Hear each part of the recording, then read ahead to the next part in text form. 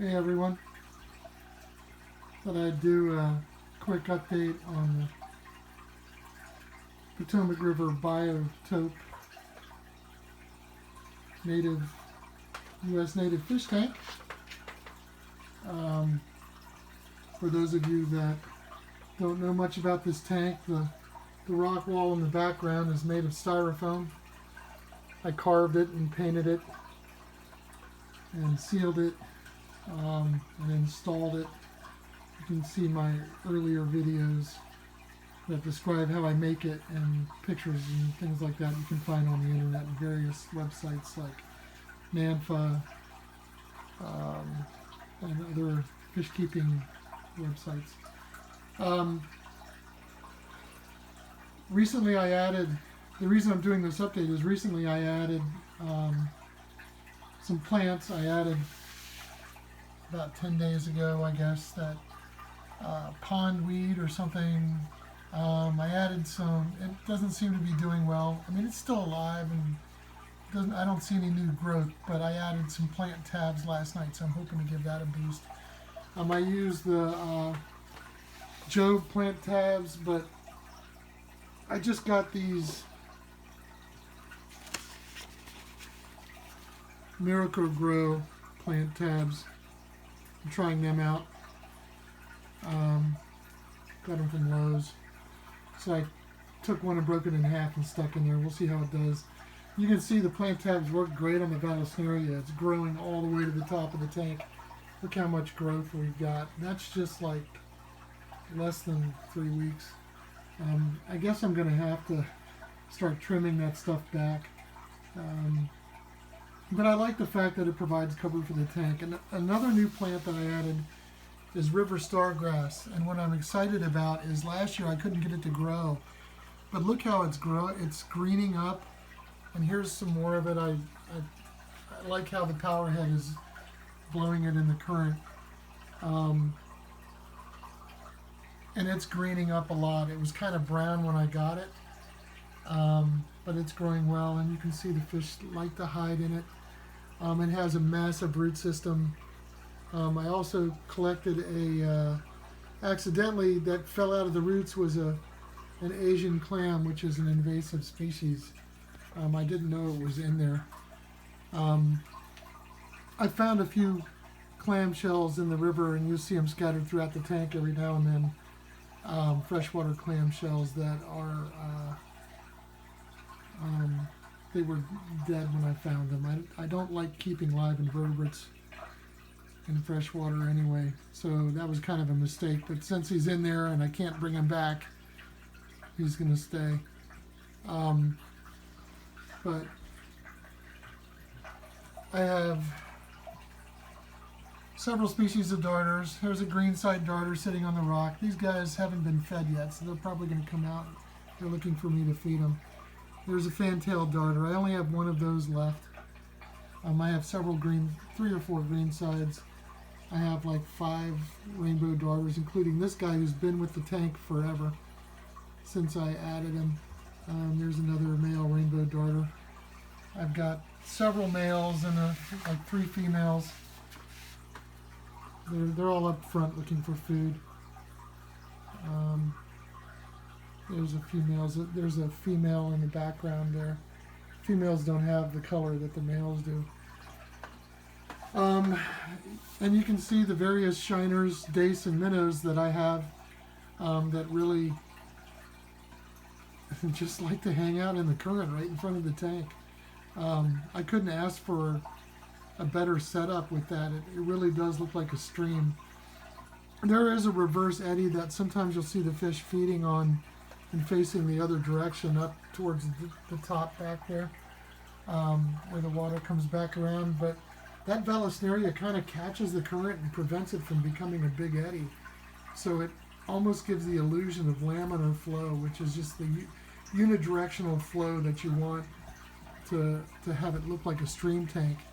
And I don't know, I noticed that when I added, I don't know if the stargrass helps to create the illusion or if it helps to cause that direction of current. You can see there's some new growth of stargrass that was not growing there the other day.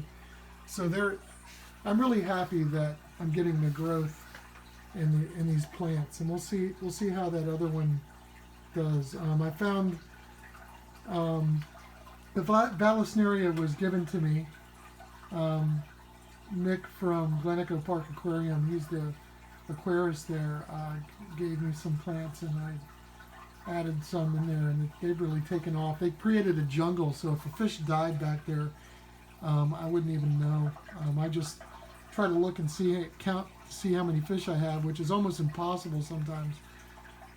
Just the different species to make sure that everybody's okay. There's Mr. River Chub came out to take a look and say hi to you all. He wants food. There's a female rainbow darter on top of the rock there. Zoom into that one next to the fantail.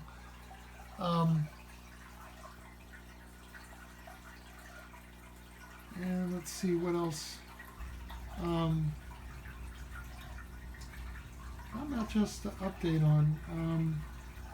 I did a feeding video the other day. If you didn't see that, check it out. I talk about how much I'm feeding these fish, and I'm really like the bad grandpa that spoils his grandchildren. I feed these fish a lot of food. This tank gets a lot, and I'm hoping the plants take up the nutrients that I'm creating, because in general that's not a good thing. So I do water changes on this tank, but I don't do them probably as often as I should. I try to do one every 2 weeks or so. And my canister filter needs to be changed. I try to do that once a month, but I get lazy. I just like to come down and feed and watch them, and try to keep the glass clean so I can enjoy them. But I'm really happy with the selection of fish. If I had to add any fish, I would probably add 1 or 2 more fantail darters and a central stone roller. I think other than that, the stocking is pretty complete. I'm a little bit overstocked.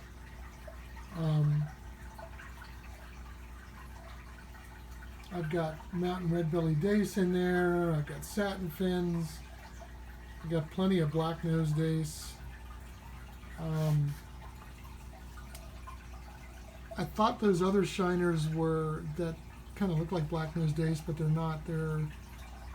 I thought they were swallowtail shiners, and I still think they are, but the more I'm looking at pictures and books, the more I'm not very confident in my ID. So there are, at the creek where they came from, it's a tributary of the Potomac, there are iron-colored shiners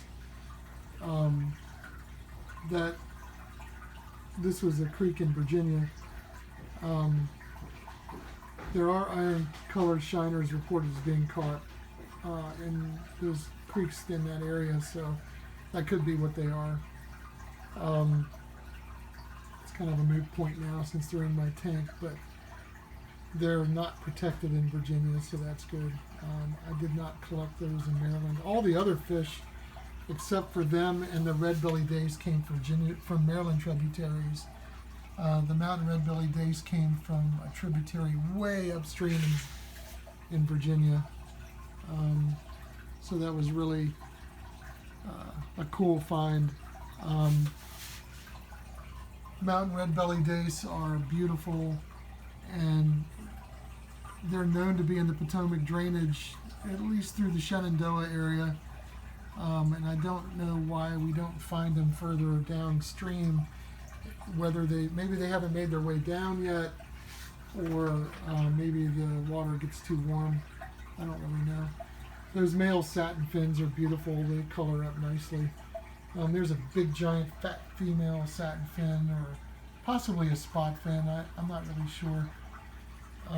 You would think those males would be all over her because she's swollen with eggs, but they generally leave her alone, and they tend to chase down the smaller females, and I don't know why. Oh, I forgot, I've got a couple silver Jaw Minnows. My friend Todd gave me one. There's one swimming in that group there. See if we can zoom in on one so you can get a good look at the silver jaw. Here's in the center of your screen. That's a silver jaw minnow there. And there's actually both of them came in view for a second there.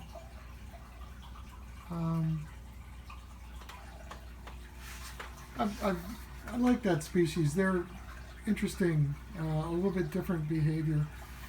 Some of my favorites are the long-nosed dace. They're constantly feeding. Here's one. They have a different behavior. They're always searching the bottom for food. They like to swim in the current. They like to interact with the other dace species in the tank. And they hide in the rocks quite a bit, even with the river chub. And they're always curious. Like, he knows I'm filming him. I don't know. I think he thinks that, I think the fish thinks I'm ready to offer food, and maybe that's why he's following the camera around. Or he's just very photogenic. I don't know.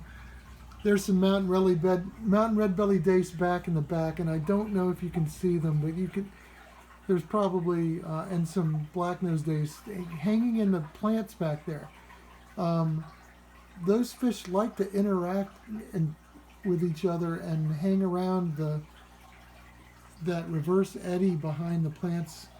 And they go through the Vallisneria a lot and feed. It's just such a cool thing to watch. And I never thought the stream that we collected them in did not have plants like this. Or at least at the time that we collected them. So it was quite a pleasure to see them. They just behave differently than the rest of the fish.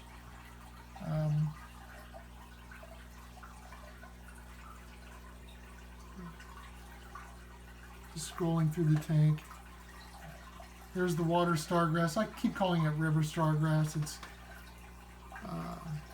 water stargrass, it's called. In the summer, in the Potomac River, this stuff is everywhere, and it comes up to the surface to bloom little yellow flowers, which is really cool. You can see back on this one back here, it's even growing roots that will, I guess rhizomes you would call them, I don't know, but they're roots, and what it does, when the current pushes it down, roots come from different parts of the plant and dig into the gravel, so it doesn't, during a flood or something like that, it doesn't float away, it stays rooted. That's why these root balls are so big in these plants.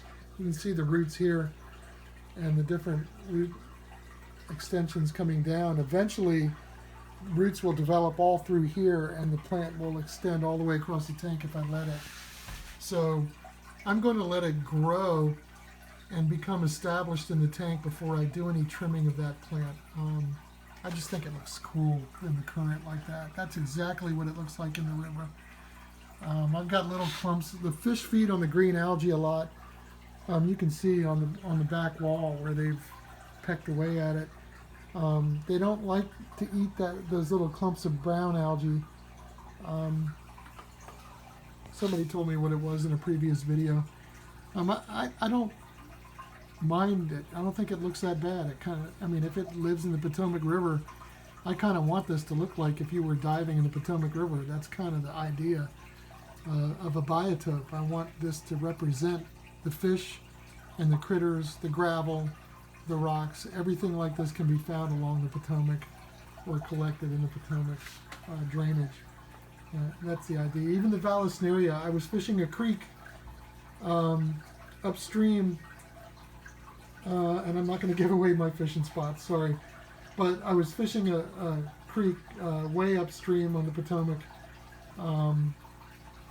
In the river, I was fishing the river and at the mouth of one of the creeks, and Vallisneria was everywhere. I've seen it there, I've seen it in other places. In the slower waters along that doesn't like the current, so that's why I planted it on that side of the tank to keep it away from the current. But this pondweed was in the heavy current, and of course the stargrass is everywhere in the current. So I think I've got a good representation of plants. There was another plant that I found in a tributary of the Potomac that when I was fishing, I wanted to collect, but I didn't have a plastic bag with me at the time. It looked different than the stargrass. It's possible it might have been Sagittaria, something or other. But I'm starting to think that maybe it was just stargrass, because it was bright green like that stargrass in the background. It kind of looked like that. Alright, well, this video is long enough. I hope you enjoyed the update, and I will talk to you next time.